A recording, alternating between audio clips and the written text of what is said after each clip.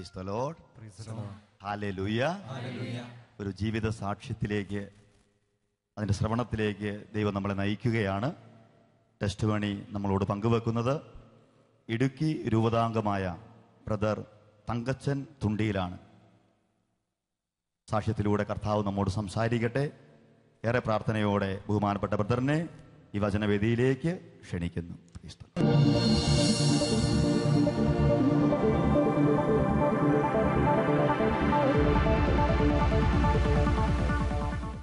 എൻ്റെ പേര് തങ്കച്ചൻ എന്നാണ്.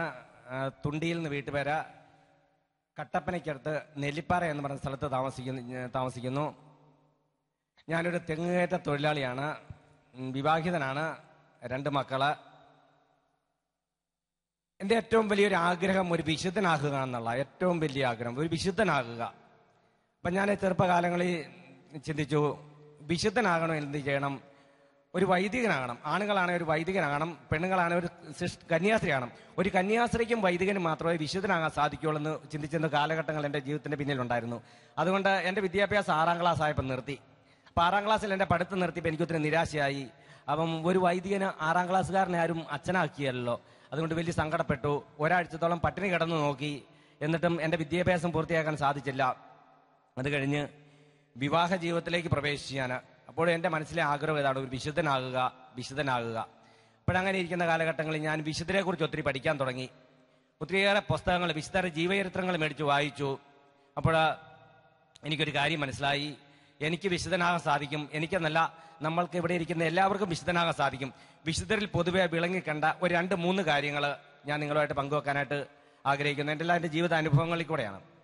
വിശുദ്ധരിലെല്ലാം കണ്ട ഏറ്റവും വലിയൊരു ശക്തി ഞാൻ കണ്ടത്, വിശുദ്ധരെല്ലാം വിശുദ്ധ കുർബാനയെ സ്നേഹിച്ചിരുന്നു. വിശുദ്ധരെല്ലാം വിശുദ്ധ കുർബാനയെ മുറുകെ പിടിച്ചിരുന്നു. എനിക്ക് ഏറ്റവും ഇഷ്ടമുള്ളൊരു വിശുദ്ധനാണ് വിശുദ്ധ പാദ്രോപ്പിയോ. വിശുദ്ധ പാദ്രോപ്പിയോ ഇപ്രകാരമാണ് പറയുന്നത്: വിശുദ്ധ കുർബാനയില്ലാതെ ലോകത്തിൽ ജീവിക്കുന്നതിനേക്കാൾ പ്രയാസം കുറഞ്ഞ കാര്യമാണ് ലോകം സൂര്യനില്ലാത്ത അവസ്ഥയിലായിരിക്കുന്നത്. വിശുദ്ധ കുർബാനയില്ലാതെ ലോകത്തിൽ ജീവിക്കുന്നതിനേക്കാൾ പ്രയാസം കുറഞ്ഞ കാര്യമാണ് ലോകം സൂര്യനില്ലാത്ത അവസ്ഥയിലായിരിക്കുന്നത്. ഈ വിശുദ്ധന്റെ ഈ വാക്കുകൾ എന്നെ ഒത്തിരി സ്പർശിക്കുക. കാരണം ഈ കറണ്ട് കെട്ടിന്റെ കാലഘട്ടങ്ങളിലൊക്കെ അരമണിക്കൂർ നമ്മളിലേക്ക് ഒരു കറണ്ട് കെട്ട് വന്നു കഴിയുമ്പോൾ ഈ കറണ്ട് കെട്ടിന് നമുക്ക് അതിജീവിക്കാൻ വളരെയേറെ ബുദ്ധിമുട്ട്. അരമണിക്കൂർ പോലും. അങ്ങനെയെങ്കിൽ വിശുദ്ധം പറഞ്ഞത് വെളിച്ചമില്ലെങ്കിലും ജീവിക്കാം, വിശുദ്ധ കുർബാന ഇല്ലാതെ എനിക്ക് ജീവിക്കാൻ പറ്റിയെന്നാണ്. ആ ഒരു അവസ്ഥയിലേക്ക് എൻ്റെ ജീവിതം രൂപപ്പെട്ടു. ഇന്നേ വരെയും ഈ ഒരു തിരിച്ചറിവ് കിട്ടിയ പിന്നെ നിങ്ങളുടെ മുമ്പിൽ നിൽക്കുന്ന ഇന്ന് വരെയും ഒരിക്കൽ പോലും പരിശുദ്ധ കുർബാന ഇല്ലാത്തൊരു ജീവിതം എനിക്ക് ഉണ്ടായിട്ടില്ല. പരിശുദ്ധ കുർബാന ഇല്ലാത്ത ഒരു ജീവിതത്തെക്കുറിച്ച് എനിക്ക് ചിന്തിക്കാൻ പോലും സാധിക്കുന്നില്ല, അത് ഓർക്കാൻ പോലും പറ്റുന്നില്ല. പിന്നെ രണ്ടാമത് വിശുദ്ധരിൽ വിളങ്ങിയെന്ന് മറ്റേറ്റവും വലിയൊരു പ്രത്യേകത, വിശുദ്ധരെല്ലാം പരിശുദ്ധ അമ്മയെ മുറുകെ പിടിച്ചിരുന്നു.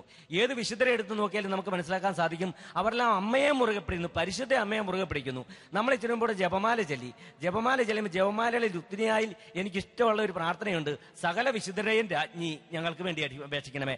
സകല വിശുദ്ധരെയും രാജ്ഞി എന്ന് വിളിക്കുമ്പം എൻ്റെ ഉള്ളിലുള്ള സന്തോഷം എനിക്ക് നിങ്ങളോട് പങ്കുവെക്കാൻ പറ്റുന്നില്ല. എൻ്റെ ഉള്ളിൽ നിന്ന് വലിയൊരു സന്തോഷമാണ് വരുന്നത്. ഞാൻ ഈ സിസ്റ്റർമാരോടൊക്കെ പറയാറുണ്ട്, കന്യാസ്ത്രീകളുടെ രാജ്ഞി എന്നൊക്കെ വരുമ്പോൾ നിങ്ങളൊക്കെ ഉള്ളിൽ നിന്ന് ഈ ഒരു സന്തോഷം, അങ്ങനെയല്ല, നമുക്ക് ഓരോരുത്തർക്കും ഓരോ അനുഭവം ഉണ്ടാകണം കേട്ടോ.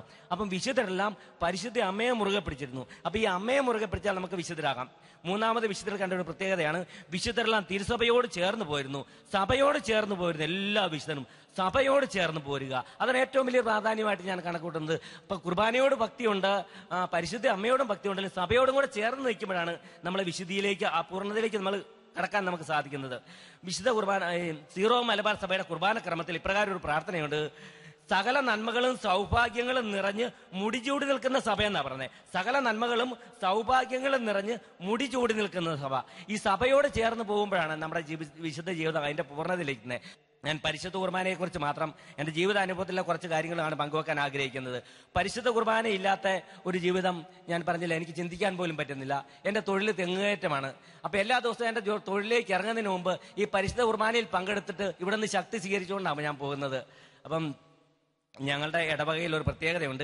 വെള്ളിയാഴ്ച ദിവസങ്ങളിൽ മാത്രം കുർബാന 4:30 വൈകുന്നേരം. അപ്പോൾ ഞാനൊരു 5-6 കിലോമീറ്റർ അകലെ 10 മൈൽ എന്ന് പറഞ്ഞ ഒരു സ്ഥലത്ത് പോയി കുർബാനയിൽ പങ്കെടുത്തിട്ടാണ് എൻ്റെ ഈ ജീവിതമാർഗത്തിലേക്ക്, തെങ്ങുകയറ്റത്തിലേക്ക് പോകുന്നത്. അപ്പോൾ ഈ ഞങ്ങളുടെ തെങ്ങുകയറ്റത്തിനൊക്കെ ഒരു പ്രത്യേകതയുള്ള എന്താണെന്ന് വെച്ചാൽ, ഈ വേനൽക്കാലങ്ങളിൽ വെയിൽ ഉദിക്കുന്നതിന് മുമ്പ് തെങ്ങേ കയറണം. വെയിൽ ഉദിച്ചു കഴിഞ്ഞാൽ കാല് പൊള്ളുന്നത്. ഞങ്ങൾ തായ്പിലിട്ടാണ്, ഈ കയറ് ഉപയോഗിച്ചിട്ട് തായ്പിലിട്ടാണ് കയറുന്നത്. വെയിൽ വന്നു കഴിഞ്ഞാൽ ഈ തെങ്ങ കയറിച്ച് ഭയങ്കര ബുദ്ധിമുട്ടാണ്. അപ്പം വെള്ളിയാഴ്ച ദിവസങ്ങളിൽ മാത്രം ഞാൻ ജോലിക്കായിട്ട് ഇറങ്ങുമ്പം ഒത്തിരി സമയം പോകും, അതുകൊണ്ട് ബുദ്ധിമുട്ടാണ്. അപ്പം എൻ്റെ പണി ചെയ്യുന്നവരെല്ലാം പറയും, ഞാൻ വെള്ളിയാഴ്ച കുർബാനയിൽ പങ്കെടുത്തിട്ട് ഞാൻ ചെല്ലുമ്പോൾ 10 മണിയാകും. എടാ നീ സമയത്ത് നിന്റെ പണി ചെയ്യുന്നവരൊക്കെ ഒരു തെച്ച് പണി കഴിച്ചു. അപ്പൊ നിനക്ക് ഇനി എപ്പോ എല്ലാ ദിവസവും ഇങ്ങനെ ഈ രാവിലെ തന്നെ കുർബാനയിൽ പങ്കെടുക്കണമെന്ന് തന്നെ ആഗ്രഹം, നിനക്ക് നിന്റെ വൈകുന്നേരം നിന്റെ പള്ളിയിൽ പോയേ പോരെ. അപ്പൊ ഞാൻ ഒരിക്കൽ ചിന്തിച്ചു, നല്ലൊരു വേനൽക്കാരാണ്, ഒരിക്കൽ ഇപ്രകാരം ചിന്തിച്ചു, ശരിയാണല്ലോ, രാവിലെ തന്നെ കുർബാനയിൽ പോകണമെന്ന് ഞാൻ നിർബന്ധം ഇരിക്കുന്നത്, വൈകുന്നേരം കുർബാനയിൽ പോയേക്കാൻ നിർത്തുന്നുണ്ട്. രാവിലെ ഞാൻ കുർബാനയിൽ പണിക്കിറങ്ങി കഴിഞ്ഞ് 4:30 എൻ്റെ ഇടവകയിൽ കുർബാനയാണ് വെള്ളിയാഴ്ച ദിവസങ്ങളിൽ. ഞാൻ 4:30 കുർബാനയ്ക്കായിട്ട് അങ്ങ് പോകുവാണ്. എൻ്റെ പള്ളിയുടെ തൊട്ടു മുന്നേ ഒരു കുരിശുപള്ളിയുണ്ട്. ഈ കുരിശുപള്ളിയുടെ മുന്നിൽ ആ മഠത്തിലെ സിസ്റ്റേഴ്സ് കുറെ പിള്ളേരെ പറഞ്ഞു നിർത്തിയിട്ടുണ്ട്. ആ പിള്ളേരെ പറഞ്ഞു നിർത്തിയേക്കുന്ന ഇതാണ്, ഇന്നേ ദിവസം കുർബാനയ്ക്ക് വരുന്നവരെല്ലാം തിരിച്ചങ്ങ് വിട്ടേര്, ഇന്ന് കുർബാനയില്ല, അച്ഛന് പെട്ടെന്ന് എന്തോ രോഗമുണ്ടായി, അച്ഛനെ പെട്ടെന്ന് ആശുപത്രിയിൽ കൊണ്ടുപോയി, ഇന്ന് കുർബാനയില്ല, നിങ്ങളെല്ലാം തിരിച്ചു പൊക്കോളാനാ പറയുന്നത്. ഇതെനിക്ക് ചിന്തിക്കാൻ പോലും, എനിക്ക് അത് കേട്ടപ്പോൾ തന്നെ ഒത്തിരി വിഷമമുണ്ടായി.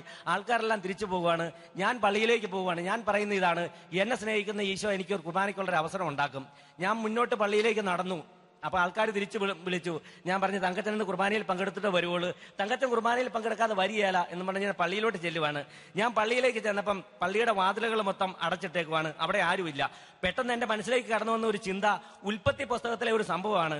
ഉൽപ്പത്തി പുസ്തകത്തിൽ യാക്കോബും ദൈവദൂതനുമായിട്ട് മൽപ്പിടുത്തം നടത്തുന്ന ഒരു ഭാഗമുണ്ട്. യാക്കോബ് ദൈവദൂതനെ കെട്ടിപ്പിടിച്ചുകൊണ്ട് പറയുന്ന ഒരു കാര്യമുണ്ട്, എന്നെ അനുഗ്രഹിച്ചിട്ടല്ലാതെ ഞാൻ നിന്നെ വിടിയല്ല. ഞാൻ അവിടെ നിന്നോട് ഈശോയോട് പറഞ്ഞു, ഈശോയെ നിന്നോടൊരു കാര്യം ഞാൻ പറയാൻ പോവാണ്. വെള്ളിയാഴ്ച ദിവസങ്ങളിൽ ഇന്ന് വരെ എൻ്റെ ഇടവകയിൽ കുർബാനയില്ലാതെ വന്നിട്ടില്ല. ഇന്ന് കുർബാനയില്ലാതെ എനിക്ക് കുർബാന നഷ്ടപ്പെട്ട അവസ്ഥകൾ, ഈ ഞാൻ നിൽക്കുന്ന ഈ സ്ഥലത്ത് നിന്ന് ഒരടി ഞാൻ മുന്നോട്ട് നീങ്ങണമെങ്കിൽ എനിക്കിവിടെ ഒരു പരിശുദ്ധ കുർബാനയ്ക്കുള്ളൊരു അവസരം നീ ഉണ്ടാക്കി തന്നാൽ മാത്രമേ ഞാൻ മാറുകയുള്ളൂ. ഇതിനകത്ത് യാതൊരു മാറ്റമില്ലാത്ത കാര്യമാണെന്ന് ഞാൻ പറഞ്ഞ് ചിന്തിച്ച സമയത്ത് എൻ്റെ ഉള്ളിൽ നിന്ന് പെട്ടെന്നൊരു സ്വരം ഇങ്ങനെ വരുവാണ്, നീ പെട്ടെന്ന് റോഡിലേക്ക് ഓടിക്കോളാനാ പറയുന്നത്. ആ നിമിഷങ്ങളിൽ ഞാൻ പെട്ടെന്ന് റോഡിലേക്ക് ഓടി ഇറങ്ങുവാണ്. ഞാൻ റോഡിലേക്ക് ഓടി ഇറങ്ങും, എൻ്റെ മുന്നിൽ പെട്ടെന്നൊരു ബൈക്ക് വന്ന് നിന്ന്, ആ ബൈക്കിൽ നിന്നൊരു അച്ഛൻ ഇറങ്ങി. ഞാനും അച്ഛനുമായിട്ട് സംസാരിച്ചു. അച്ഛൻ എന്നോട് പറഞ്ഞ്, തങ്കച്ചൻ പള്ളിയിലേക്ക് കയറി വാ. ഞാനും അച്ഛനോട് പള്ളിയിലേക്ക് കയറി പോവാണ്. പള്ളിയിലേക്ക് കയറി ചെന്നപ്പോൾ അച്ഛൻ എന്നോട് പറഞ്ഞു, തങ്കച്ച എല്ലാ ദിവസവും കുർബാന തുടങ്ങുന്നതിന്റെ തൊട്ടു മുമ്പ് എങ്ങനെയാണോ മണി അടിക്കുന്നത്, അതുപോലെ നീ ഒരു മണി അങ്ങ് അടിച്ചേക്കാൻ പറഞ്ഞു. പക്ഷെ എനിക്കറിയത്തില്ല, എല്ലാ ദിവസവും ഞാൻ കുർബാനയിൽ പങ്കെടുക്കുമെങ്കിലും കുർബാന തുടങ്ങുന്നതിന്റെ തൊട്ട് മുമ്പ് മണി അടിക്കുന്നത് എങ്ങനെയാണെന്ന് എനിക്ക് അറിയത്തില്ല. 1 മണിയാണോ 2 മണിയാണോ എന്ന് എനിക്കറിയത്തില്ല. അച്ഛനെ ഈ പറഞ്ഞ വാർത്ത, ഈ ഒരു സംഭവം അറിഞ്ഞപ്പോൾ എന്റെ മനസ്സിലെ സന്തോഷം കണ്ട് ഞാൻ മണിക്കേറയിൽ പിടിച്ച് ആഞ്ഞു വലിച്ചു. ഈ മണിക്കേറയിൽ പിടിച്ച് വലിക്കുമ്പോൾ ഒരു പ്രത്യേകതയുണ്ട്, കപ്പ്യാരിമാർക്കൊക്കെ അതിന്റെ കാര്യങ്ങൾ അറിയാം. ഈ മണിക്കേറയിൽ നിന്ന് പെട്ടെന്ന് വിട്ട് കഴിഞ്ഞാൽ 1 മണിയാ മനസ്സിൽ ഉദ്ദേശിച്ചെങ്കിൽ 2 മണിയായിട്ട് രൂപാന്തരപ്പെടും. ഞാൻ പെട്ടെന്ന് ഇങ്ങനെ സന്തോഷത്തിൽ ആഞ്ഞു വലിച്ചു, 2 മണിയായിട്ട് രൂപാന്തരപ്പെട്ടു. പെട്ടെന്ന് കപ്പ്യാർ ഓടി വന്നു. എനിക്ക് വേണ്ടി പള്ളി തുറന്നു. തങ്കച്ചന് വേണ്ടി കുർബാന അർപ്പിക്കപ്പെട്ടു. ഞാൻ പറഞ്ഞത് എന്റെ ജീവിതത്തിലെ ഏറ്റവും വലിയൊരു ദീപികാരന്റെ അനുഭവം. അത് എന്റെ ദീപികാരന്റെ ജീവിതത്തെ ദൈവം ഇടപെട്ട ഒരു അനുഭവമാണ്. ഇങ്ങനെ ഒരു സംഭവം ഉണ്ടായപ്പോൾ ഞാൻ പിന്നെ അന്നൊരു തീരുമാനമെടുത്ത്, ഇനിമേലെ ഒരിക്കലും വൈകുന്നേരത്തെ കുർബാനയ്ക്കായിട്ട് കാത്തു നിൽക്കാറില്ല. എല്ലാ ദിവസവും രാവിലെ തന്നെ കുർബാനയ്ക്ക് പൊക്കോണ്ടിരുന്നു. അങ്ങനെ ഇരിക്കുന്ന ഒരു അവസരത്തിലാണ് എന്റെ ഇടവകയിൽ നിന്നൊരു പെണ്ണിനെ കെട്ടിച്ചു വിടുക ചാലക്കുടി ഭാഗത്തേക്ക്. അപ്പൊ ഈ പെണ്ണിനെ കെട്ടിച്ചു വിടുന്ന എന്നെ വിളിച്ച കല്യാണത്തിന് വിളിച്ചു. ഞാൻ പറഞ്ഞു, എന്റെ പൊന്നു ചേട്ടാ, ഞാൻ ഒരു കാര്യത്തിന് കുർബാന മുടക്കിയിട്ട് ഒരു കാര്യത്തിനും വരികയില്ല. എന്നാലും അവരെന്നോട്, എടാ മണ്ട, നീ ഇത്ര മണ്ടനാണോ? നീ കേട്ടിട്ടുണ്ടോ ഇന്ന് വരെ എവിടെയെങ്കിലും കല്യാണത്തിന് കുർബാനയില്ലാതെ നീ കേട്ടിട്ടുണ്ടോ? ഞങ്ങളുടെ പെണ്ണിന്റെ കല്യാണത്തിന് കുർബാനയുണ്ട്, അത് തൂങ്കുഴി പിതാവാണ്, 10:30 കുർബാനയുണ്ട്, നീ ധൈര്യമായിട്ട് പോരാൻ പറഞ്ഞു. എന്റെ ഉള്ളിൽ നിന്ന് ഇങ്ങനെ പറയുവാണ്, ഇന്ന് നിനക്ക് കല്യാണ കുർബാനയിൽ പങ്കെടുക്കാൻ പറ്റിയാതെന്ന ഒരു സ്വരം എന്റെ ഉള്ളിൽ ഇങ്ങനെ ഒരു തോന്നലുണ്ടാകുവാണ്. എങ്കിലും ഞാൻ ഓർത്ത് പോയേക്കാം. ഈ പെണ്ണിനെ വീട് ഒത്തിരി അകലങ്ങളിലായതുകൊണ്ട് പെണ്ണിനെ കൊണ്ട് നാട്ടിൽ കൊണ്ട് അവിടെ ചാലക്കുടി ഭാഗത്തോട് നിർത്തിയേക്കുക. ഞങ്ങൾ 2 ബസ്സിന് 100 പേരും ഒരു 3-4 ചെറിയ വാഹനത്തിനുമായിട്ട് ഞങ്ങൾ യാത്ര പുറപ്പെടുകയാണ്. 10:30 സമയം, കുർബാനയുടെ സമയമായപ്പോൾ ഞങ്ങളുടെ വണ്ടി തൊടുപടിക്ക് അടുത്ത് വന്നൊരു വണ്ടി കേടായി. മറ്റു വണ്ടി മുന്നോട്ട് കയറി പോവുകയില്ല. ഞങ്ങൾ ഈ വണ്ടിയെല്ലാം നന്നാക്കി അവിടെ ചെല്ലുമ്പോൾ ഞാൻ കാണുന്ന ഭാഗം ഇതാണ്. എല്ലാവരും ഭക്ഷണം കഴിച്ചുകൊണ്ടിരിക്കുക. 10:30 പെണ്ണിന്റെ അപ്പനും പെണ്ണിന്റെ അമ്മയും പെണ്ണിന്റെ ആങ്ങളമാരും പെണ്ണിന്റെ ബന്ധുക്കളും ആരുമില്ലാതെ പെണ്ണ് മാത്രം അവിടെ ഉള്ളതുകൊണ്ട് ചെറുക്കന്റെയും പെണ്ണിന്റെ അവിടെ കല്യാണം തൂങ്കുഴി പിതാവിന്റെ കാർമ്മിത്വത്തിൽ നടത്തി. അവിടെ ആ കല്യാണം കഴിഞ്ഞു. അവരെല്ലാവരും ഭക്ഷണം കഴിക്കുന്നു. ഞാൻ അന്ന് പോയെങ്കിലും എന്റെ മനസ്സിൽ 2 ചിന്തകളുണ്ടായിരുന്നു. ഞാൻ പോകുകയല്ലായിരുന്നു. എനിക്ക് 2 സാധ്യതയുണ്ടായിരുന്നു അന്ന് കുർബാനയ്ക്ക്. 2 സാധ്യത ഉള്ളതുകൊണ്ടാണ് ഞാൻ വീട്ടിൽ നിന്ന് ഇറങ്ങിയത്. ഞാൻ ഈ നവീകരണ അനുഭവത്തിലേക്ക്, ദൈവ അനുഭവത്തിലേക്ക് കടന്നു വന്നപ്പം ഈ മാധ്യമങ്ങൾ വിതരണം ചെയ്യാൻ തുടങ്ങി. ക്രൈസ്തവ മാധ്യമങ്ങൾ, ശാലോമ, വചനോത്സവം. അപ്പൊ ഈ വചനോത്സവം വിതരണം ചെയ്യുന്ന ശുശ്രൂഷകരെ അവരെ എല്ലാവരും കൂടി ഒരു വർഷത്തിൽ 3 ദിവസത്തെ ഒരു ധ്യാനം കൊടുക്കാറുണ്ട് കോട്ടയം ആശ്രമത്തിൽ വെച്ച്. പ്രേക്ഷിത ശുശ്രൂഷ, പ്രേക്ഷിതർക്കായിട്ടുള്ള ധ്യാനം. അപ്പൊ ആ ധ്യാനത്തിന് 3 ദിവസത്തെ ധ്യാനമാണ്. ആ ധ്യാനത്തിൽ കുർബാനയ്ക്കുള്ള അവസരം ഉണ്ടെന്ന് അറിഞ്ഞുകൊണ്ട് തന്നെയാണ് ഞാൻ പോയത്. അപ്പൊ ഈ കുർബാന ഏതെങ്കിലും കാരണവശാൽ നഷ്ടപ്പെട്ടെങ്കിൽ ഇവിടെ കുർബാനയുണ്ടല്ലോ. ഞാൻ ഓടി അവിടുന്ന് ഭക്ഷണം കഴിച്ച് കോട്ടയം ആശ്രമത്തിലേക്ക് ഓടി ചെല്ലുവാണ്. ആശ്രമത്തിലേക്ക് ഓടി ചെന്ന് കഴിഞ്ഞപ്പോഴേ ഞാൻ അവിടെ ചെന്ന് അവിടുത്തെ ഡയറക്ടർ അച്ഛൻ ഫാദർ ആന്റണി തേക്കാനത്ത് എന്ന് അച്ഛനാണ്. അദ്ദേഹത്തിന്റെ അടുത്ത് മുറിയിലേക്ക് ഞാൻ കയറി ഞാൻ ചോദിച്ചു, അച്ഛാ നമ്മൾ കുർബാനയോട് കൂടിയല്ലേ നമ്മൾ ഇവിടുത്തെ പ്രോഗ്രാം തുടങ്ങുന്നേ? അപ്പോൾ അച്ഛൻ എന്നോട് പറഞ്ഞു, പൊന്നുമോനെ കുർബാനയോട് കൂടിയല്ല. ഞാൻ ചോദിച്ചാൽ അതിന്റെ കാരണം എന്താ വെച്ചാൽ ഞാൻ പറഞ്ഞു, നിങ്ങളെ 400 പേരെ അവിടെ പ്രതീക്ഷിച്ചിരുന്നത്. ഇപ്പോൾ നിങ്ങൾ നിലവിൽ 800 പേരായി. 800 പേരെ വെച്ചുകൊണ്ട് ഈ പ്രേക്ഷിത ശുശ്രൂഷ മുന്നോട്ട് പോകാൻ പറ്റിയല്ല. അതുകൊണ്ട് നിങ്ങളെ എല്ലാവരും കൂടെ ഡിവൈനിലേക്ക് കൊണ്ടുപോവുക. അതുകൊണ്ട് കുർബാന മാത്രമില്ല, കുർബാനയിൽ മാത്രം മാറ്റം വരുത്തി ആദ്യമേ പിതാവിന്റെ ഒരു സന്ദേശം തന്നു കഴിഞ്ഞ് നിങ്ങളെ എല്ലാവരും കൂടെ ഡിവൈനിലേക്ക് കൊണ്ടുപോകുക എന്ന് പറഞ്ഞു. ഇത് കേട്ട് കഴിഞ്ഞപ്പോൾ ഞാൻ അവിടെ നിന്ന് പൊട്ടിക്കരഞ്ഞു. ഞാൻ കരഞ്ഞു കഴിഞ്ഞപ്പോൾ അച്ഛൻ എന്നോട് ചോദിച്ചു, എന്തിനാ നീ കരയുന്നേ? അപ്പൊ ഞാൻ പറഞ്ഞു, അച്ഛാ പരിശുദ്ധ കുർബാന ഞാനിന്ന് കുർബാനയിൽ പങ്കെടുത്തില്ല. അപ്പോൾ അച്ഛൻ്റെ തോളെ തട്ടിക്കൊണ്ട് പറഞ്ഞു, മോനെ നീ വിഷമിക്കേണ്ട, ഞായറാഴ്ച ഒന്നുമല്ല, നീ കരയണ്ട, കരയാതെന്ന് പറഞ്ഞു.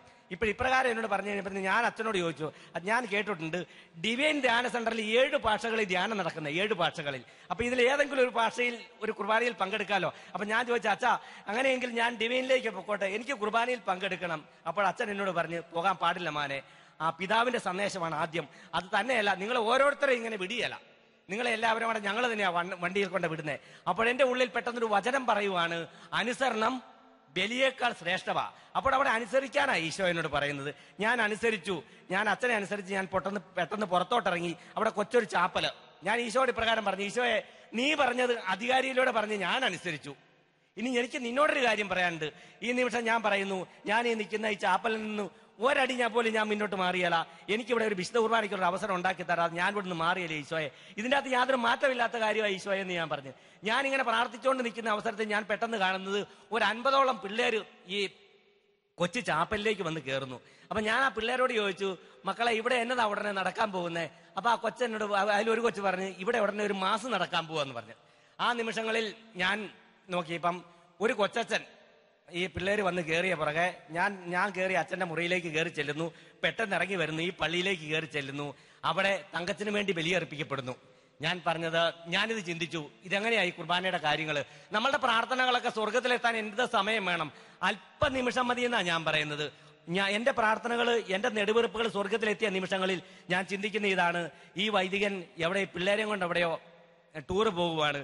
അപ്പൊ ആ നിമിഷം തോന്നി, എന്റെ ആഗ്രഹങ്ങൾ, എന്റെ ആവശ്യങ്ങൾ ഈശോ അറിഞ്ഞ് ഈശോ പറഞ്ഞു, ഇന്നത്തെ ബലിയർപ്പണം അവിടെ നടക്കട്ടെ. അല്ലായിരുന്നെങ്കിൽ തീർച്ചയായിട്ടും ഞാൻ അവിടെ നിന്ന് ആ കരഞ്ഞ നിമിഷങ്ങളിൽ അച്ഛൻ പറഞ്ഞേനെ, മോനെ നീ കരയണ്ട, ഈ ചാപ്പലിലേക്ക് പൊക്കോ, കുർബാന ഉണ്ടെന്ന് എന്നോട് പറയണേ. ആ നിമിഷങ്ങളിൽ എനിക്ക് പരിശുദ്ധ കുർബാനയ്ക്കുള്ള ഒരവസരം ഈശോ ഉണ്ടാക്കി തന്നു. ഞാനിതാണ് പറഞ്ഞത്, നമ്മുടെ ആഗ്രഹങ്ങൾ ഇങ്ങനെ ഇതിപ്പോൾ അനുഭവങ്ങൾ പറഞ്ഞ ഒത്തിരിയേറെ അനുഭവങ്ങളുണ്ട്, ഒത്തിരി അനുഭവങ്ങളുണ്ട് എനിക്ക് പറയാനായിട്ട്. പരിശുദ്ധ കുർബാന ജീവിതത്തിൽ അനുദിനം ഈ ബലിയർപ്പണത്തിലൂടെ ശക്തി സ്വീകരിച്ചുകൊണ്ട് ഞാൻ മുന്നേറുന്നു. എന്റെ വിദ്യാഭ്യാസം നിങ്ങളോട് ഞാൻ പറഞ്ഞല്ലോ, 6ാം ക്ലാസ് വിദ്യാഭ്യാസമുള്ളൂ. ഇന്ന് നിലവിൽ കേരളത്തിലെ എല്ലാ മാധ്യമങ്ങളും തന്നെ എഴുതിയിട്ടുണ്ട്. ഞാൻ 13 പുസ്തകങ്ങൾ പുറത്തിറങ്ങിയിട്ടുണ്ട്. പരിശുദ്ധ കുർബാനയെക്കുറിച്ച് ഇതിന്റെ ഓർമ്മയ്ക്കാനുള്ള പുസ്തകം എഴുതിയിട്ടുണ്ട്. നിലവിൽ 14 പതിപ്പുകളായി 30 മാസങ്ങൾക്കുള്ളിൽ തന്നെ. ഞാൻ പറഞ്ഞ ഈ പരിശുദ്ധ കുർബാന എന്റെ ജീവനായിട്ട് സ്വീകരിച്ചുകൊണ്ട് ഞാൻ മുന്നേറുന്ന കാലഘട്ടങ്ങളിൽ നിങ്ങളോട് ഞാൻ പങ്കുവച്ചല്ലോ, എന്റെ ആഗ്രഹം ഒറ്റ ഒരാഗ്രഹമുള്ളൂ, ഒരു വിശുദ്ധനാകുക. ഈ വിശുദ്ധനാകുക കഴിഞ്ഞ് ഉള്ള മറ്റൊരു ആഗ്രഹവും ഇല്ല. ഇപ്രകാരം ഞാൻ പല സ്ഥലങ്ങളിൽ വചനം പ്രഘോഷിക്കാനായിട്ട് പോകും. ഒരു സ്ഥലത്ത് കുറെ സിസ്റ്റേഴ്സിന് ക്ലാസ് എടുക്കാൻ പോയി. സിസ്റ്റേഴ്സിന് ക്ലാസ് എടുക്കാൻ പോയപ്പം അവിടുത്തെ സിസ്റ്റർമാർ എന്നോട് പറഞ്ഞു, തങ്കച്ചൻ ചേട്ടൻ ഇനി കുർബാനയെ കുറിച്ച് ഇനി പ്രസംഗിച്ച് നടന്നേ പോരാ, തങ്കച്ചൻ ചേട്ടൻ ഇനി മുതൽ ഒരു കുർബാനയായിട്ട് മാറണം. എന്റെ ഏറ്റവും വലിയ ആഗ്രഹം ഒരു വിശുദ്ധനായിട്ട് മാറുക എന്നുള്ള. അപ്പൊ എനിക്ക് തോന്നി, ചില ആൾക്കാർ ചില കാര്യങ്ങൾ പറയുമ്പോൾ നമ്മുടെ ഉള്ളിൽ പെട്ടെന്നൊരു സന്തോഷം ഉണ്ടാകും. ആ സന്തോഷത്താൽ ഞാൻ ഓർത്ത്, തങ്കച്ചൻ ചേട്ടൻ ഇനി മുതൽ ദീപികാരനുമായിട്ട് മാറണം. ഞാൻ പറഞ്ഞു, ശരി സിസ്റ്റർ, ഞാൻ ദീപികാരനുമായിട്ട് മാറാം. അപ്പൊ എന്നോട് പറയുവാണ്, തങ്കച്ചൻ ചേട്ടൻ ഇനി ഒരു ഈശോ ആയിട്ട് മാറണം. അപ്പൊ ഞാനിക്കൊത്തിരി സന്തോഷമായി. ഞാൻ ആഗ്രഹിക്കുന്ന വിശുദ്ധനാകാനാ. അപ്പൊ സിസ്റ്റർ പറയാണ്, തങ്കച്ചൻ ഒരു ഈശോ ആയിട്ട് മാറണം.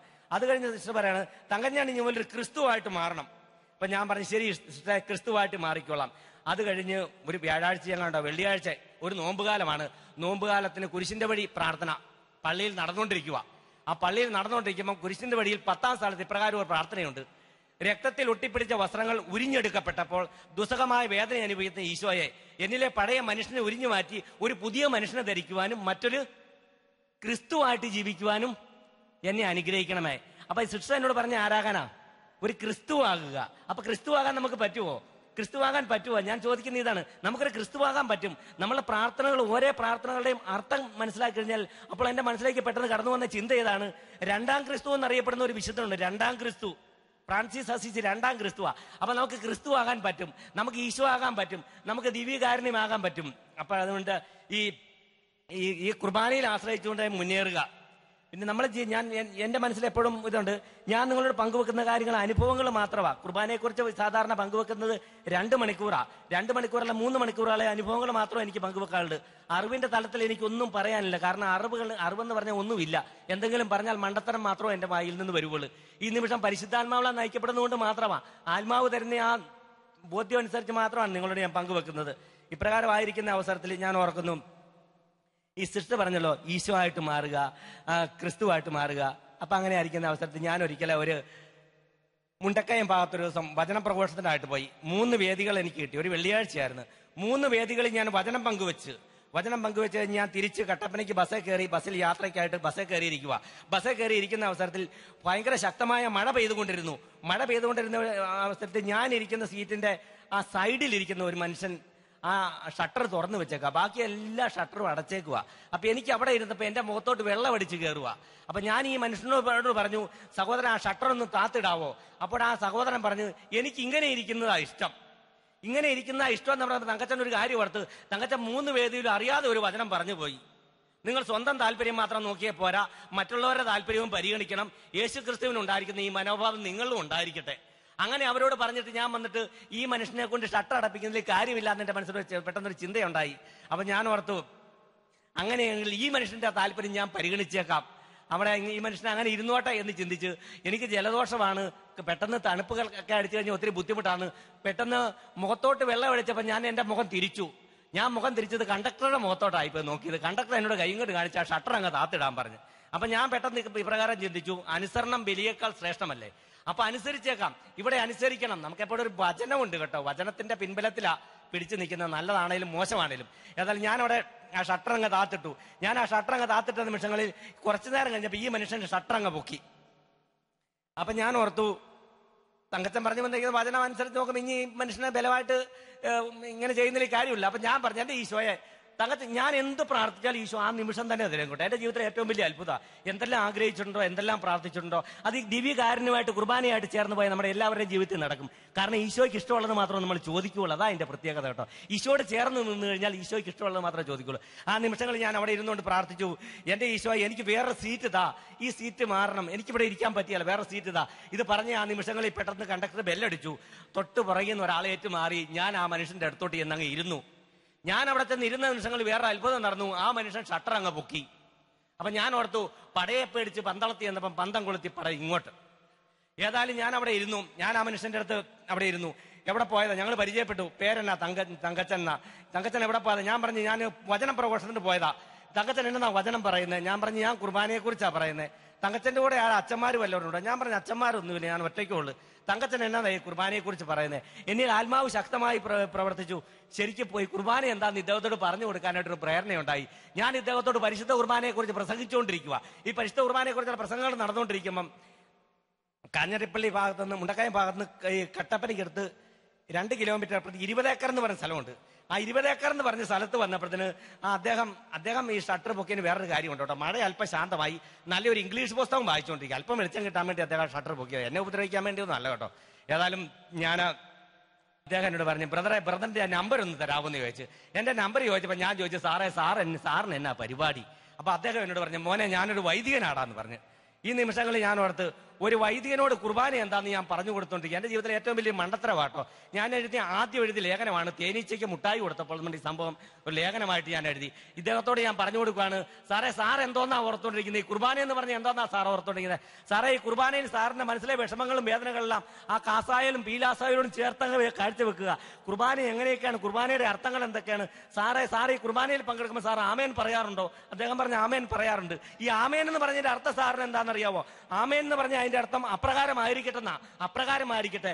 നിങ്ങളുടെ ഓരോ ആമാനും ഒരു ഒപ്പുവെക്കലാണ് വിശുദ്ധ അഗസ്തീനോസ് പറയുന്നത്. സാറിന് അറിയാവോ ഈ ജോൺ മരിയ വിയാനി എന്ന് പറയുന്ന വിശുദ്ധൻ ആരാന്ന് സാറിന് അറിയാവോ? അപ്പൊ ഇദ്ദേഹത്തോട് ഇങ്ങനെ ഒത്തിരി കാര്യങ്ങളൊക്കെ ഞാൻ പറഞ്ഞു കൊടുത്തു. ഞാൻ എന്നിട്ട് പറഞ്ഞു, എനിക്ക് ഒത്തിരി സന്തോഷമായി. 2 മണിക്കൂറിലാക്കി അധികം ഒരു മനുഷ്യന്റെ മുഖത്ത് നോക്കിയിരുന്ന് വചനം പറയാ, കുർബാന എന്താന്ന് പറയുമ്പോൾ ഇദ്ദേഹത്തിന്റെ ഈ സന്തോഷം കണ്ടപ്പോൾ എനിക്ക് നിങ്ങൾ സന്തോഷിക്കുന്നതിന് സന്തോഷിച്ചായിത്തോണ്ടിരിക്കുന്നത്. അതനുസരിച്ച് എനിക്ക് ആവേശം കൂടിക്കൊണ്ടിരുന്നു. അപ്പൊ എല്ലാ കാര്യങ്ങളും ഞാനിങ്ങനെ പറഞ്ഞുകൊണ്ടിരുന്നു.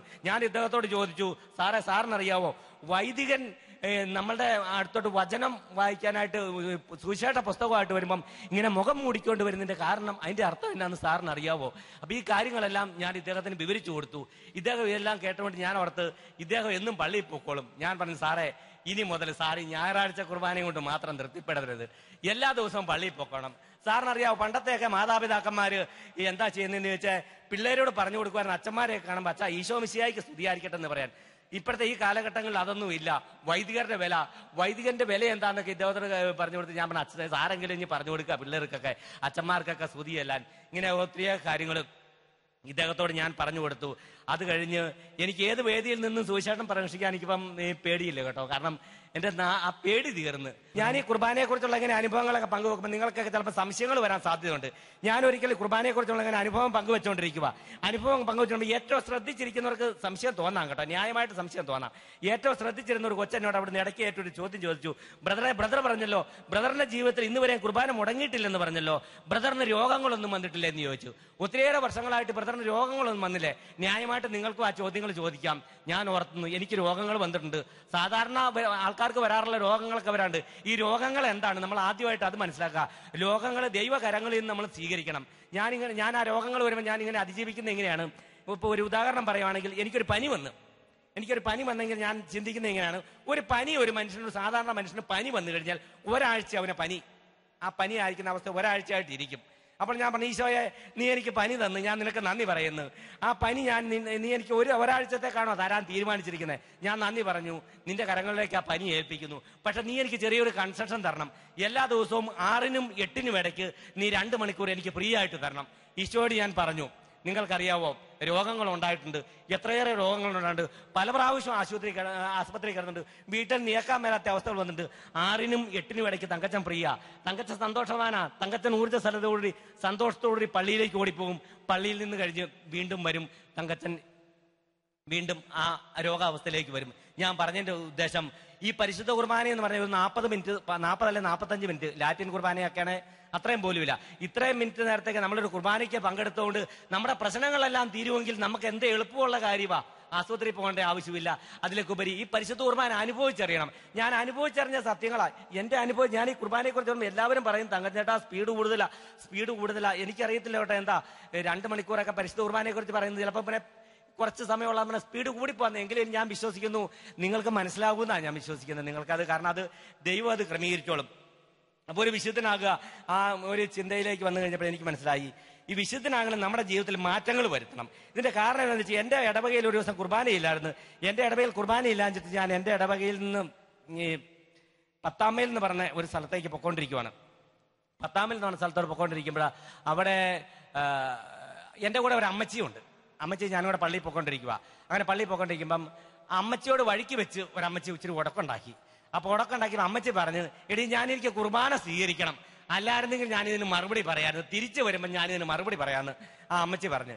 ആ അമ്മച്ചി ഇങ്ങനെ പറഞ്ഞു കഴിഞ്ഞപ്പോഴത്തേന് ഞാൻ ഓർത്ത്, ഈ അമ്മച്ചി ഇങ്ങനെ പറഞ്ഞല്ലോ. അത് കഴിഞ്ഞ് പള്ളിയിൽ കുർബാന സ്വീകരിച്ചുകൊണ്ടിരിക്കുന്ന സമയത്ത് ഒരു പാട്ടുണ്ട്. ആ പാട്ട് ഇങ്ങനെയാണ്, നീ എന്റെ ഉള്ളത്തിൽ വന്നാൽ അരുതാത്തതെല്ലാം അകലും. ഞാൻ ചുമ്മാ അമ്മച്ചിയെ ഒന്ന് നോക്കി, അമ്മച്ചി പാട്ട് പാടുന്നുണ്ടോന്ന് അറിയാൻ വേണ്ടി. അപ്പൊ അമ്മച്ചിയൊക്കെ നമ്മൾ ശക്തമായിട്ട് പാടുന്നുണ്ട്. എന്തുകൊണ്ട് നമ്മൾ ഈ പരിശുദ്ധ കുർബാന പ്രവർത്തിക്കുന്നില്ല? ഞാനിത് പറയാൻ കാരണം, എന്തുകൊണ്ട് നമ്മൾ ഈ പരിശുദ്ധ കുർബാന പ്രവർത്തിക്കുന്നില്ല? പരിശുദ്ധ കുർബാന അപ്പൊ ഇത് ആ കാരണങ്ങളിൽ ഒരു കാരണം മാത്രമോ ഞാൻ ഈ പറഞ്ഞോളൂ കേട്ടോ. എന്റെ ജീവിതത്തിൽ ഞാൻ നിങ്ങളോട് ഈ സാക്ഷ്യം പറഞ്ഞ് എന്റെ ജീവിതത്തിന് ഒത്തിരിയേറെ പാളിച്ചകളുണ്ട്, ഇപ്പോഴും ഉണ്ട്. ബലഹീനാണ് ഞാൻ, ഒത്തിരി കുറവുകളുള്ളതാണ്. ഞാൻ ഓർക്കുന്നു എന്റെ ജീവിതത്തിൽ ചില നിഷ്ഠകളുണ്ട്. ഉദാഹരണം പറയുകയാണെങ്കിൽ, എനിക്ക് ചില ഭക്ഷണ പദാർത്ഥങ്ങളോട് വെറുപ്പാ. അതായത് ചേമ്പും ചേനയും, ഈ 2 സാധനവും കാണുന്നത് തന്നെ എനിക്ക് അരിശവാ. അപ്പൊ എനിക്ക് ഒത്തിരി പ്രേക്ഷിത ശുശ്രൂഷയുണ്ട് കേട്ടോ. എനിക്ക് സ്വന്തമായിട്ട് വീട്ടിലൊരു ലൈബ്രറി ഉണ്ട്. മറ്റുള്ളവർക്ക് പുസ്തകങ്ങൾ വായിക്കാൻ കൊടുക്കുന്നൊരു പരിപാടി എനിക്കുണ്ട്. വായനയിലൂടെ ഞാൻ ഇത്രയും കൂടുതൽ കാര്യങ്ങളൊക്കെ പഠിച്ചത് കേട്ടോ. ഈ വിശുദ്ധരെ കുറിച്ച് പഠിച്ചതൊക്കെ വായനയിലിടാം. അപ്പൊ ഇങ്ങനെ ഒത്തിരി ശുശ്രൂഷ ഉള്ളതുകൊണ്ട് എനിക്ക് ഒത്തിരി പൈസ ആവശ്യമുണ്ട്. അപ്പൊ ഞാനിങ്ങനെ ചെയ്യുന്ന ഇതാണ്, ഞാൻ തെങ്ങ് കയറാൻ പോകുമ്പം ഇന്ന് നിങ്ങളുടെ മുമ്പിൽ വചനം പ്രഘോഷിക്കാൻ ഞാൻ നിൽക്കണമെങ്കിൽ ഞാൻ ഇന്നത്തെ പണിയും കൂടെ ചെയ്യും. നിങ്ങൾക്ക് മനസ്സിലാവുന്നുണ്ടോ? ഒരു ദിവസം ഞാൻ 50 തെങ്ങാ കയറുന്നെങ്കിൽ ഇന്ന് എനിക്ക് പണി മെനക്കേടാണെങ്കിൽ ഞാൻ ഇന്നലെ 100 തെങ്ങ് കയറും. ഇന്നത്തെ പണിയും കൂടെ കയറി അങ്ങനെ അഡ്ജസ്റ്റ് ചെയ്താണ് എൻ്റെ ജീവിതങ്ങൾ മുന്നോട്ട് പോയിക്കൊണ്ടിരിക്കുന്നത്. ഇങ്ങനെ പണികൾ കൂടുതൽ ഓവറായിട്ട് പണികൾ ചെയ്യുമ്പം എനിക്ക് പിറ്റേ ദിവസം ശരീരത്തിന് ഭയങ്കര വേദനയാണ്. ചിലപ്പോൾ പിറ്റേ ദിവസം ഏക്കാൻ പറ്റില്ലാത്ത അവസ്ഥകൾ വരും. ഇങ്ങനെ ഒരു ദിവസം തലേദിവസം ഇങ്ങനെ ഒത്തിരി ഓവറായിട്ട് പണികൾ ചെയ്തു. പണികളൊക്കെ കൂടുതലായിട്ട് ചെയ്തു കഴിഞ്ഞ് ഞാൻ രാവിലെ പണിയാൻ പോകാനായിട്ട് ഞാൻ ഏറ്റു കഴിഞ്ഞപ്പം എൻ്റെ ശരീരത്തിന് ഭയങ്കര വേദനയാണ്. അപ്പം ഞാൻ ഓർത്ത് ഇന്ന് പണിക്ക് പോകണ്ട, വീട്ടിലിരുന്നേക്കാന്ന് ഓർത്തോണ്ടിരിക്കുമ്പോൾ കാപ്പി കുടിക്കേണ്ട സമയമായപ്പം എൻ്റെ ജീവിത പങ്കാളി എനിക്ക് ഇഷ്ടമില്ലെന്ന് പറഞ്ഞ് ചേമ്പ് പുഴുങ്ങിയത് എടുത്തുകൊണ്ട് വന്ന് ഇത് കാണുന്നത് തന്നെ എനിക്ക് അരിശമാണ്. ഇത് കണ്ടു കഴിഞ്ഞപ്പോഴേ ഞാൻ ഒരു വിശുദ്ധനാകാൻ ആഗ്രഹിക്കുന്ന ഒരു മനുഷ്യന്റെ കാര്യമാണ് ഞാൻ പറഞ്ഞത്. ഇത് കണ്ടു കഴിഞ്ഞപ്പോൾ ഞാൻ അരിശപ്പെട്ട് പോവുകയാണ്. വേറെ ഏതെങ്കിലും വീട്ടിൽ പോയി ശരീരത്തിന്റെ വേദനയാണെങ്കിലും വേണ്ടിയില്ല, ഒരു വേറെ വല്ല വീട്ടിലും പോയി പണിയുവാണ്, അവിടെ നിന്ന് വേറെ വല്ല ഭക്ഷണം കഴിക്കാൻ ഓർത്തുകൊണ്ട് ഞാൻ ഓടി വേറെ അയലോക്കത്തെ വീട്ടിലോട്ട് ചെല്ലുവാണ്. അയലോക്കത്തെ വീട്ടിലോട്ട് ചെല്ലുമ്പോൾ അവിടുത്തെ ചേട്ടൻ എന്നോട് പറഞ്ഞ് ചൂടാറും മുമ്പ് നമുക്ക് കാപ്പി കുടിക്കാന്ന് പറഞ്ഞു. അപ്പൊ ഞാൻ ഓർത്ത് ഈ പുള്ളി കരിസ്മാറ്റിക്കാരനാ, വല്ല വരദാനങ്ങളാലൊക്കെ വളർന്ന മനുഷ്യനാ, എന്നെക്കുറിച്ച് ഞാൻ വീട്ടിൽ നിന്ന് ചൂടായിക്കൊണ്ടാ വന്നെന്നുള്ള ഈ മനുഷ്യൻ അറിഞ്ഞുകൊണ്ടായിരിക്കും പറഞ്ഞെന്ന് ഓർത്തിട്ട് ഞാൻ പറഞ്ഞു ശരിയാ ചേട്ടാ, വീട്ടിലെ വാശി എന്റെ മനസ്സിൽ കിടക്കുമല്ലേ, ശരിയാ ചേട്ടാ ചൂടാറും മുമ്പ് നമുക്ക് കാപ്പി കുടിക്കാന്ന് പറഞ്ഞ് ഞാൻ നോക്കിക്കഴിയുമ്പോൾ ഒരു 5 മിനിറ്റ് കഴിഞ്ഞപ്പോൾ നല്ല ചൂടുള്ള ഒരു പ്ലേറ്റ് ചേമ്പ് പുഴുങ്ങിയത് എടുത്തോണ്ട് ഈ മനുഷ്യന്റെ അടുത്തോട്ട് വരുന്നത്. ഇത് കണ്ടു കഴിഞ്ഞപ്പോഴേ എനിക്ക് മനസ്സിലായി, ഞാൻ അവിടെ ഇരുന്ന് കരഞ്ഞുകൊണ്ട്, സത്യം പറഞ്ഞ കണ്ണിൽ കൂടെ കണ്ണീര് വന്ന് കരഞ്ഞുകൊണ്ടിരുന്ന് ഞാൻ ആ ചേമ്പ് പുഴുങ്ങിയത് തിന്നു. ചേമ്പ് പുഴുങ്ങിയത് തിന്നു കഴിഞ്ഞ് ഞാൻ വീട്ടിൽ വന്ന് പറഞ്ഞു ഇന്ന് എനിക്കിട്ട് പണി കിട്ടി നേരം അന്ന്. അങ്ങനെ ആ ഒരു ദിവസം അങ്ങനെ മുന്നോട്ട് പോയി. ഇതിലൂടെ ദൈവം എനിക്കൊരു സന്ദേശം തരുമായിരുന്നു. ഞാൻ അങ്ങനെ അത് കഴിഞ്ഞ് പിറ്റേ ആഴ്ച ഇതുപോണക്ക് തന്നെ ഒരു സംഭവം ഉണ്ടായി. പിറ്റേ ആഴ്ച എനിക്ക് രാവിലെ ഏറ്റവും പണിയാൻ പോയിരുന്നു. അന്ന് പള്ളി കഴിഞ്ഞിറങ്ങിയപ്പം എന്നോട് അവിടുത്തെ മഠത്തിലെ സിസ്റ്റർ എന്നോട് പറഞ്ഞു, തങ്കച്ചാ ഞങ്ങൾക്ക് 5-6 തേങ്ങ ഇട്ട് തരാവോ, തേങ്ങ തീർന്ന്. ഞാൻ പറഞ്ഞ സിസ്റ്ററെ അവിടെ വേദന ഇവിടെ വേദന, എനിക്ക് എഴുന്നേക്കാൻ പോലും പറ്റിയില്ല. അങ്ങനെ പറഞ്ഞ് അന്ന് ഞാൻ കാപ്പ് കുടിക്കേണ്ട സമയമായപ്പോൾ എൻ്റെ ജീവിത പങ്കാളി ഒരു പ്ലേറ്റ് ചേന പുഴുങ്ങിയതുമായിട്ട് എൻ്റെ അടുത്തോട്ട് വന്ന് ഈ ചേന പുഴുങ്ങിയത് കണ്ടപ്പോഴേ ഞാൻ പെട്ടെന്ന് വീട്ടിൽ നിന്ന് മുറ്റത്തോട്ട് ഇറങ്ങുവാണ്, ഇന്നും വേറെ എവിടെയെങ്കിലും പണിക്ക് പോയേക്കാന്ന്. മുറ്റത്തോട്ട് ഇറങ്ങി കഴിയുമ്പോൾ എൻ്റെ ചെവിയുടെ പിന്നിൽ നിന്നൊരു സ്വരം, ഇന്ന് നീ എവിടെ ചെന്നേലും നിനക്ക് ഈ ചേന പുഴുങ്ങിയത് മാത്രമേ കിട്ടുള്ളൂ, നീ ഇത് പേടിച്ചോടിയിട്ട് ഒരു കാര്യവും ഇല്ല. ഞാൻ മുറ്റത്ത് നിന്നിട്ട് ഞാൻ ഇപ്രകാരം പറഞ്ഞു, അത് മനസ്സിലിരിക്കട്ടെ, തങ്കച്ചൻ ചേന പുഴുങ്ങിയില്ലാത്തടത്ത് പോകാന്ന് പറഞ്ഞു. ഞാൻ ആദ്യം ഒരു വീട്ടിൽ പണിക്ക് പോകാനാണ് ഉദ്ദേശിച്ചത്. അപ്പൊ ഞാൻ ചിന്തിച്ച് ഞാൻ പണിയാൻ പോകുന്ന പറമ്പുകളെല്ലാം എനിക്ക് സുപരിചിതമാണ്. ചേന നിൽക്കുന്ന പറമ്പുകളൊക്കെ ഞാൻ കണക്കൂട്ടി നോക്കിയിട്ട് ചേനയില്ലാത്ത ഒറ്റ പറമ്പേ ഉള്ളു. ആ രാവിലെ സിസ്റ്റർ മഠത്തിലെ പണിക്ക് വിളിച്ച സിസ്റ്റർ, അവരുടെ പറമ്പിൽ ചേനയില്ല. അപ്പൊ ഞാൻ ചിന്തിച്ച് ഏതായാലും ഈ മഠത്തിൽ തന്നെ പണിക്ക് പോകാം എന്നും പറഞ്ഞുകൊണ്ട് ഞാൻ മഠത്തിലേക്ക് പണിക്ക് പോവുകയാണ്. ഞാൻ അവിടെ പണിക്ക് ചെന്ന് സിസ്റ്റർ ഞാൻ ചെന്നപ്പോഴേ പറഞ്ഞു, ഓ രാവിലെ എന്നാ വെയിറ്റ് ആയിരുന്നു, എന്നിട്ട് എന്തുകൊണ്ടാ തങ്കച്ചൻ വന്നത്? ഞാൻ പറഞ്ഞ് അതെ സിസ്റ്റർ, എല്ലാം കൊണ്ടും എനിക്ക് അനുകൂലമായ ഒരു സാഹചര്യം ആയതുകൊണ്ടാണ് ഞാൻ വന്നത്. എന്നാ തങ്കച്ച ഞങ്ങൾക്കും ഇന്നെല്ലാം കൊണ്ട് അനുകൂലമാണെന്ന് പറഞ്ഞു. അത് കേട്ട് കഴിഞ്ഞപ്പോൾ എനിക്ക് സന്തോഷമായി, ഇവിടെ എല്ലാം കൊണ്ടും അനുകൂലമായ ഒരു സമയമാണല്ലോ. എന്നോട് പറഞ്ഞ് ചമ്മന്തി അരയ്ക്കുന്ന താമസമുള്ളു, നമുക്ക് കാപ്പി കുടിച്ചിട്ടോ. എനിക്ക് സമാധാനമായി കേട്ടോ. എനിക്ക് ഏറ്റവും ഇഷ്ടമുള്ള ഒരു ഭക്ഷണമാണ് ദോശയും ചമ്മന്തി. ഞാൻ കേട്ടിട്ടുണ്ട്, എനിക്ക് ഇഷ്ടം ഏറ്റവും. അപ്പൊ ദോശയ്ക്കാണല്ലോ ചമ്മന്തി. ഞാൻ പറഞ്ഞ പയ്യെ സിസ്റ്റർ 15 അല്ല 20 മിനിറ്റ് ആയാലും കുഴപ്പമില്ല, 15 ചമ്മന്തിയൊക്കെ അരച്ചെടുത്തോണ്ട് വന്നേ മതി. ഏതായാലും ഈ നിമിഷം കുറച്ച് കഴിഞ്ഞപ്പോൾ 5 മിനിറ്റ് കഴിഞ്ഞപ്പോൾ ഞാൻ നോക്കുമ്പോൾ ഒരു പ്ലേറ്റ് ചേന പുഴുങ്ങിയതും ഈ കാന്താരിമുളക് അരയ്ക്കാൻ സിസ്റ്റർമാർ ചമ്മന്തി എന്നാ പറയുന്നത് എനിക്ക് അറിയത്തില്ലായിരുന്നു. ഇത് നേരത്തെ അറിഞ്ഞായിരുന്നേ ഞാൻ അവിടെ നിന്ന് പോകണം, എന്നെ അഭിനയിച്ചെങ്കിലും ചാടിയനെ. ഒരു കൊച്ചു പ്ലേറ്റിന്റെ അത് ചേന പുഴുങ്ങിയതുമായിട്ട് എൻ്റെ അടുത്തോട്ട് വന്ന് അവിടെ ഇരുന്നുകൊണ്ട് കരഞ്ഞുകൊണ്ട് ഞാൻ ഈ ചേന പുഴുങ്ങിയത് നിന്ന് വീണ്ടും ഒരു നോയമ്പുകാലം തുടങ്ങുക. ഈ നോയമ്പുകാലം തുടങ്ങുമ്പോൾ എൻ്റെ ജീവിതത്തിൽ ഒരു മാറ്റമുണ്ട്. ഞാൻ അച്ഛനോട് പറഞ്ഞു, അച്ഛാ എനിക്ക് നോമ്പുകാലത്ത് എല്ലാ ദിവസവും കുരിശിന്റെ വഴി ധ്യാനിക്കണം, അതിനുള്ള അനുവാദം അച്ഛൻ തരണം. അപ്പൊ അച്ഛൻ പറഞ്ഞു, തങ്കച്ചൻ കുരിശിന്റെ വഴി ധ്യാനിച്ചോ? ഒരു തങ്കച്ചനെ ധ്യാനിച്ചു. അപ്പൊ ഞാൻ ഈ 50 ദിവസം ഇപ്പോഴും ഞാൻ കുരിശിന്റെ വഴിയുടെ പുസ്തകം എൻ്റെ കയ്യിലുണ്ട് കേട്ടോ. എവിടെ ചെന്നാലും കുരിശിന്റെ വഴി ധ്യാനിക്കും നോമ്പുകാലത്ത്. അപ്പൊ ഈ 14 സ്ഥലത്ത് ഞാൻ 14 നിയോഗങ്ങൾ വെക്കാറുണ്ട്. ഒരു സ്ഥലത്ത് ഞാൻ പറയും, കർത്താവ് എനിക്ക് എഴുതണം കേട്ടോ, വലിയൊരു എഴുത്തുകാരനാകണം, അല്ലെങ്കിൽ എനിക്ക് പുസ്തകം എഴുതണം. ഞാനൊരു പുസ്തകമൊക്കെ എഴുതാനായിട്ട് ഏറ്റവും കുറഞ്ഞ ഒരു 500 ജപമാലയെങ്കിലും ഒക്കെ ചെല്ലിയിട്ടാണ് ഒരു പുസ്തകമൊക്കെ എഴുതുന്ന കേട്ടോ. പുസ്തകത്തിനൊക്കെ അഭിഷേകം ഉണ്ടാകുന്നത് എന്ന് വെച്ചാൽ എനിക്ക് മറ്റു യോഗ്യതകളൊന്നുമില്ല. അപ്പൊ കുരിശിന്റെ വഴി ഓരോ 14 സ്ഥലത്ത് 14 നിയമങ്ങൾ വെക്കും. ഒരു സ്ഥലത്ത് പറയും, കർത്താവ് എനിക്ക് ഇങ്ങനെ അങ്ങനെ ചെയ്യണം, ഇങ്ങനെ ചെയ്യണം, ആ ആഗ്രഹമുണ്ട്, ഈ ആഗ്രഹമുണ്ട്, ഇങ്ങനെ പറയും. ഒരു സ്ഥലത്ത് ചെല്ലുമ്പോൾ ഞാൻ എപ്പോഴും പറയും, കർത്താവെ ഈ ചേനയും ചേമ്പും വലിയൊരു പ്രശ്നമായിട്ട് തന്നിരിക്കുക, നീ ഈ മേഖലയായിട്ട് ഞാൻ ഈ നോമ്പുകാലത്തിനോട് പ്രാർത്ഥിക്കുന്നു. 50 ദിവസം ഞാൻ പ്രാർത്ഥിച്ചു, ഈ ചേനയും ചേമ്പും ഇതിൽ നിന്ന് നീ എനിക്കൊരു മോചനം തരണമെന്ന് പ്രാർത്ഥിച്ചു, ഇതിനെ സ്വീകരിക്കാനുള്ള കൃപ തരണമെന്ന് പ്രാർത്ഥിച്ചു. ആ നോമ്പുകാലം തീർന്ന് എനിക്ക് പെട്ടെന്ന് മുണ്ടക്കയത്തും പാർത്ത് കർത്താവിനോട് നമ്മൾ എന്ത് ചോദിച്ചാലും തരും കേട്ടോ. വിശുദ്ധി ജീവിക്കാൻ ചോദിച്ചാൽ വിശുദ്ധി ജീവിക്കാൻ മാത്രമല്ല ചോദിക്കുന്നതെല്ലാം തരും. നമ്മൾ ചിലപ്പോൾ അത് ശരിക്കും മനസ്സിലാക്കണമെന്നുള്ളു. ഏതായാലും ഈ പ്രാർത്ഥനയെല്ലാം കഴിഞ്ഞ് എന്നെ കാഞ്ഞിരി ഒരു വചനപ്രവർത്തനം വിളിച്ച് സിസ്റ്റർമാർക്ക് ക്ലാസ് എടുക്കാനാ ചെന്ന് കഴിഞ്ഞപ്പോഴാണ് സിസ്റ്റർ പറയുന്നത്, തങ്കച്ചാ നമ്മൾ 6 മണിയാകുമ്പം ക്ലാസ്സിന് കയറി കഴിഞ്ഞ് 9 മണിയാകുക ഇറങ്ങുമ്പോൾ നമുക്ക് ഇച്ചിരി കാപ്പി കുടിച്ചിട്ടങ്ങ് പോയാൽ പോരെന്ന് ചോദിച്ചു. ഞാൻ പറഞ്ഞു, ശരിയാ സിസ്റ്റർ, ഇച്ചിരി കാപ്പി കുടിച്ചിട്ടങ്ങ് പോയാൽ മതി.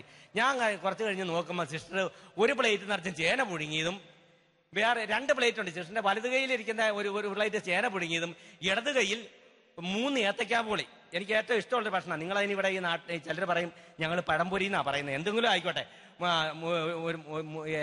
ഒരു പ്ലേറ്റ് ചേന പുഴുങ്ങിയതും 3 ഏത്തക്കാപ്പൊളി ആയിട്ടുണ്ട്. ഇത് കണ്ടു കഴിഞ്ഞപ്പോഴേ ഞാനൊരു തീരുമാനമെടുത്തു, എൻ്റെ ഈശോയെ ഈ നിമിഷം ഞാൻ നിന്നോട് പറയുന്നു, ഞാൻ ആ സിസ്റ്ററിന്റെ ഇടത്തുകയിലിരിക്കുന്ന ആ ഏത്തക്കാപ്പോൾ തിന്നണമെങ്കിൽ ഈ വലതുകയിലിരിക്കുന്ന ചേന പുഴുങ്ങിയത് മൊത്തം തീർന്നു കഴിഞ്ഞിട്ടോ ഞാൻ തിന്നുകൊള്ളു കേട്ടോ എന്ന് കർത്താവിന് ഞാൻ വാക്ക് കൊടുത്ത്. അല്ലെ 50 ദിവസം, 1-2 ദിവസം അല്ല 50 ദിവസമാണ് ഈശോട് ചോദിച്ചത് ഇത് സ്വീകരിക്കാനുള്ളത്. നിങ്ങൾ വിശ്വസിക്കുമെന്ന് എനിക്കറിയത്തില്ല. ഞാൻ ആ ചേന പുഴുങ്ങിയത് തിന്നാൻ തുടങ്ങി. ആ ചേന പുഴുങ്ങിന്റെ രുചി നിങ്ങളോട് ഇന്നും എനിക്ക് വിവരിക്കാൻ പറ്റുന്നില്ല കേട്ടോ. നെല്ലിപ്പാറ എന്റെ മഠത്തിൽ, ആ ഇടവക മഠത്തിൽ വെച്ച് ചേന പുഴുങ്ങിയത് നിന്നും ഈ ചേന പുഴുങ്ങിയതുമായിട്ടുള്ള മാറ്റം എന്നാന്ന് ചോദിച്ചാൽ, ഈ ചേന പുഴുങ്ങിയതിന്റെ മുകളിൽ കുറെ തേങ്ങാപ്പീര കിടപ്പുണ്ട്.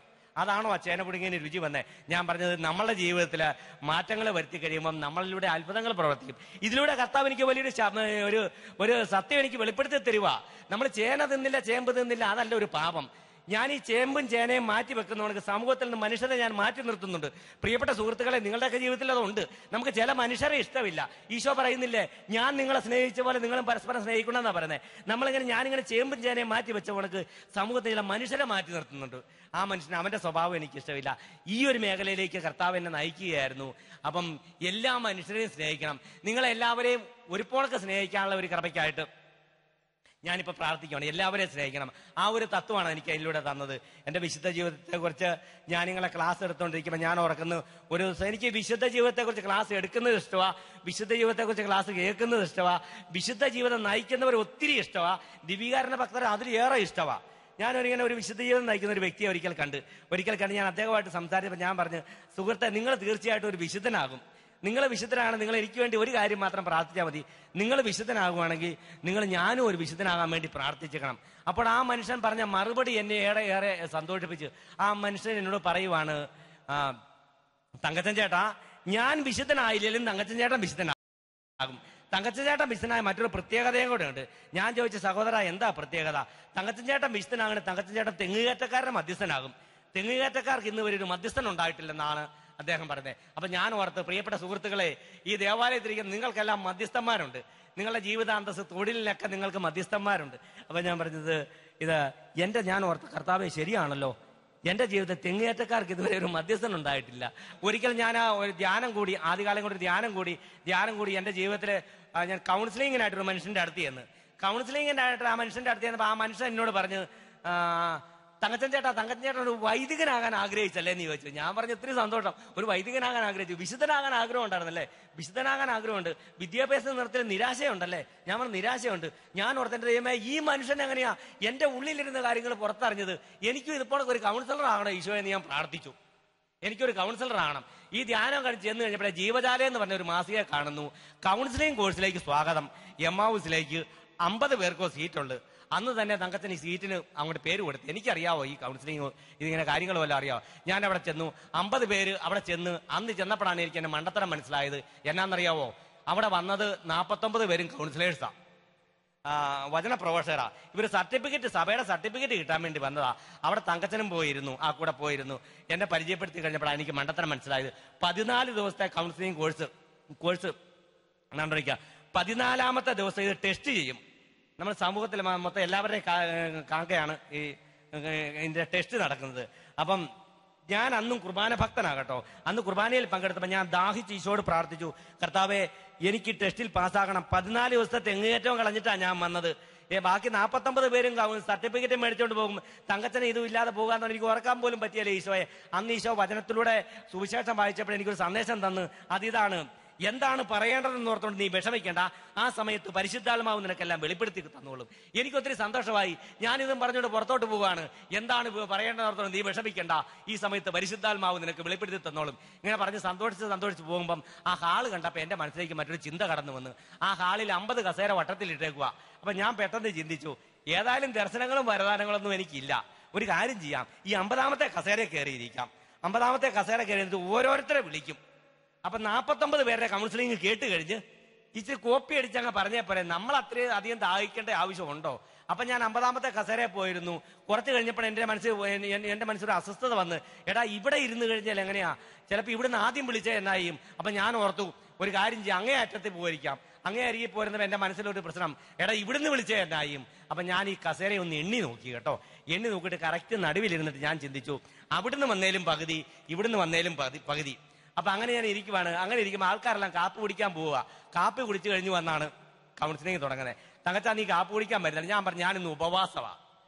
ഉപവാസം നമ്മൾ പലപ്പോഴും ഉപവാസം എടുക്കുന്നുണ്ട്. എന്താ ഉപവാസം? യഥാർത്ഥ ഉപവാസം എന്താ? ഞാൻ ഉപവാസം എന്ന് പറഞ്ഞ കാര്യങ്ങൾ നിങ്ങൾക്ക് മനസ്സിലായോ?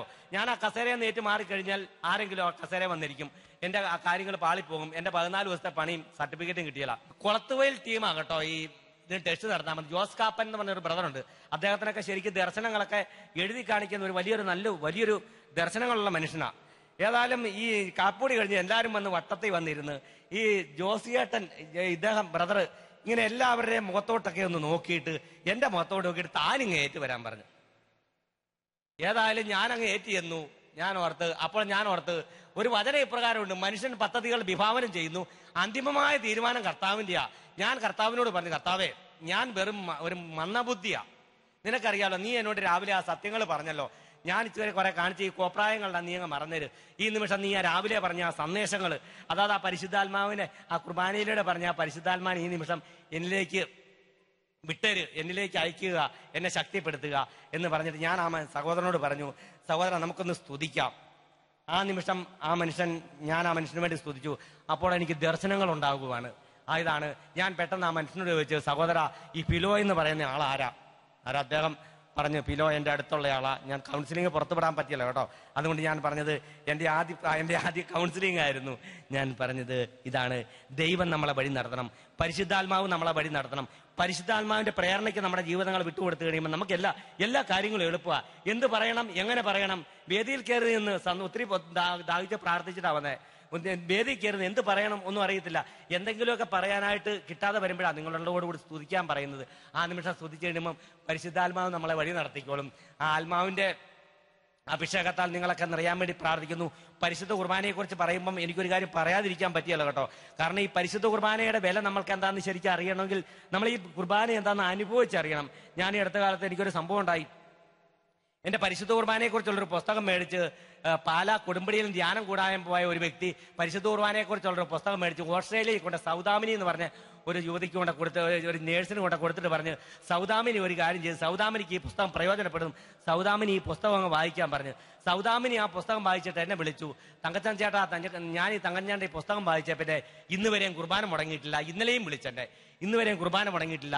ഈ കുർബാനയോട് ശക്തി, കുർബാനയിൽ ഒത്തിരി സ്നേഹിച്ചുകൊണ്ട് അവർ മുന്നേറുന്നു.